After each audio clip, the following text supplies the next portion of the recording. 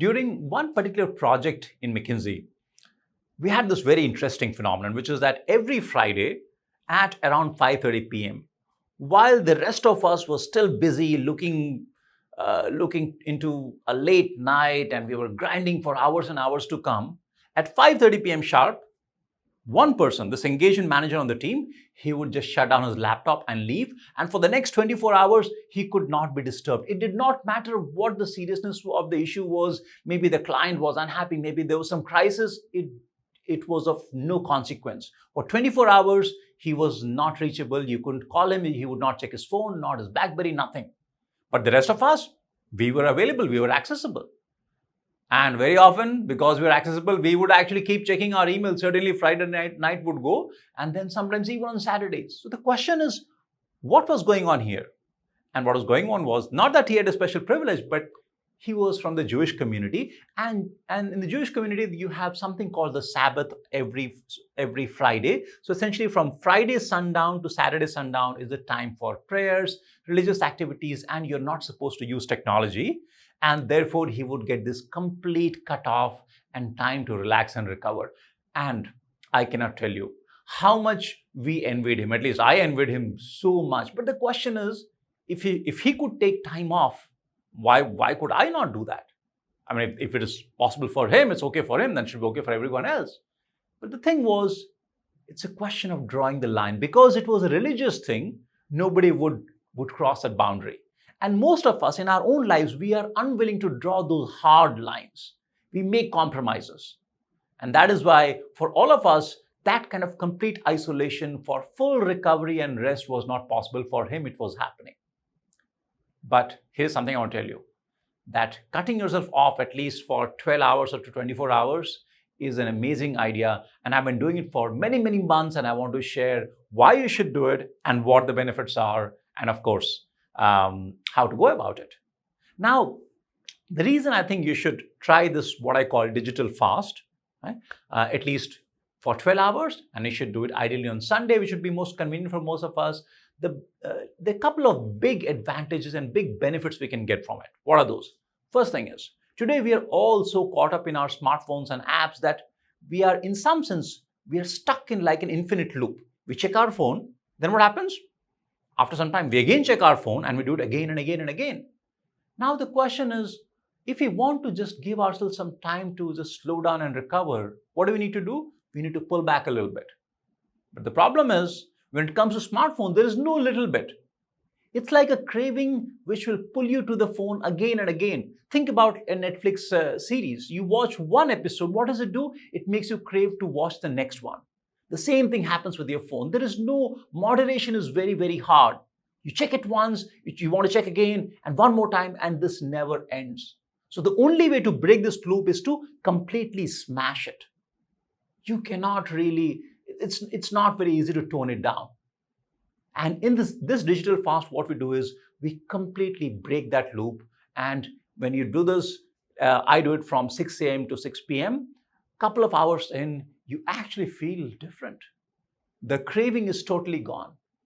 So this is an amazing benefit, and I think you will find it a very simple thing, but it's truly life-changing. Second reason why you should try this is, when we check our phones, almost always, it's a habitual action. We're not saying, oh, you know what, look, let me check my phone or let me check Instagram.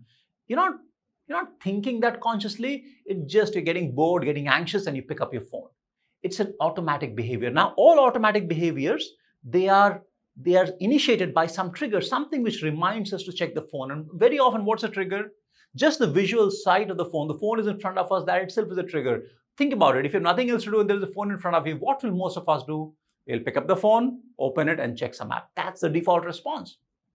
Also, if you check one app, then you'll want to check something else. So this habitual action can only be stopped if we remove the initiation, the trigger. And therefore, it's very important that we take a complete break. So that way, the triggers are gone. These could be literal triggers like a notification, or the trigger could just be the fact that you are seeing the phone, or maybe you check app number 1 and that triggers you to, oh, by the way, since I'm checking WhatsApp, I might as well go and check Instagram, right? That habit loop we can break. The third big benefit that I have experienced is that when you cut yourself off completely for those 12 hours, what it does is it does a reset of your reward system in your brain. Now, just to simplify things, let me give an analogy here. Let's say if you are someday sitting at home and you have a pile of chocolates and ice cream and candies in front of you on the table.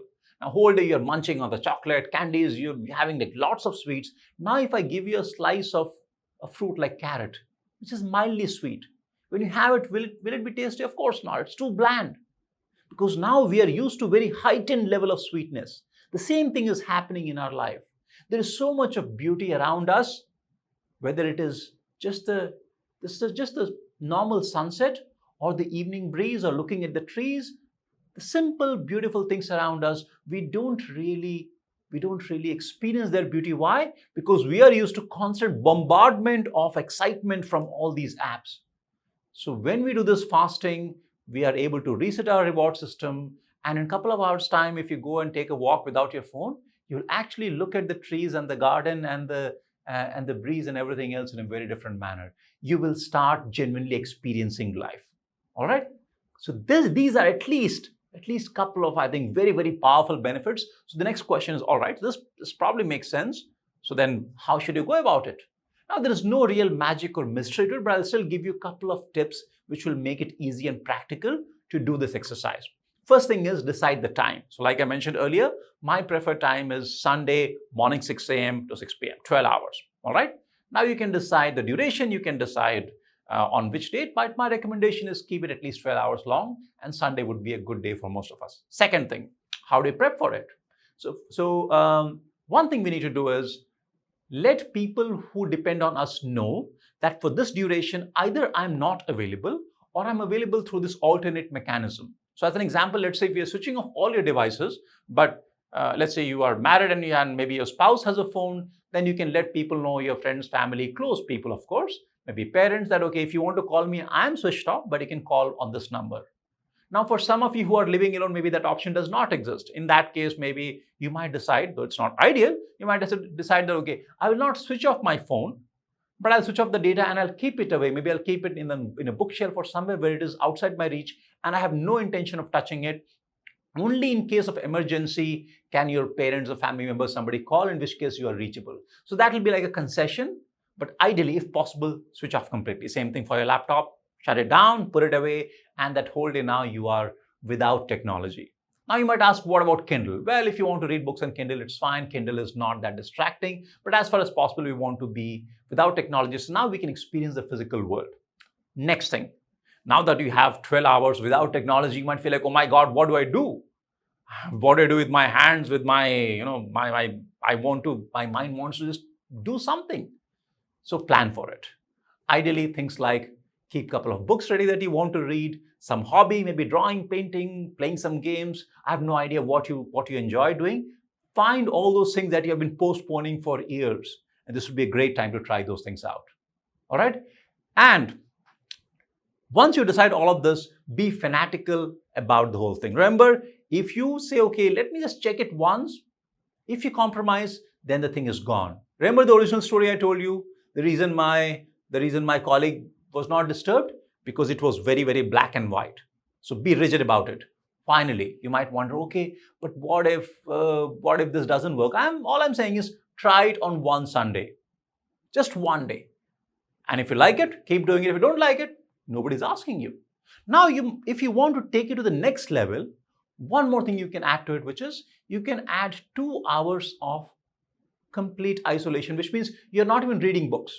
And I'll tell you why I'm saying this. Very often, in fact, most of the time, we are always doing stuff. We are never with ourselves, with our own thoughts. And what that has done is it has trained our mind, our brain in such a manner that we cannot tolerate boredom.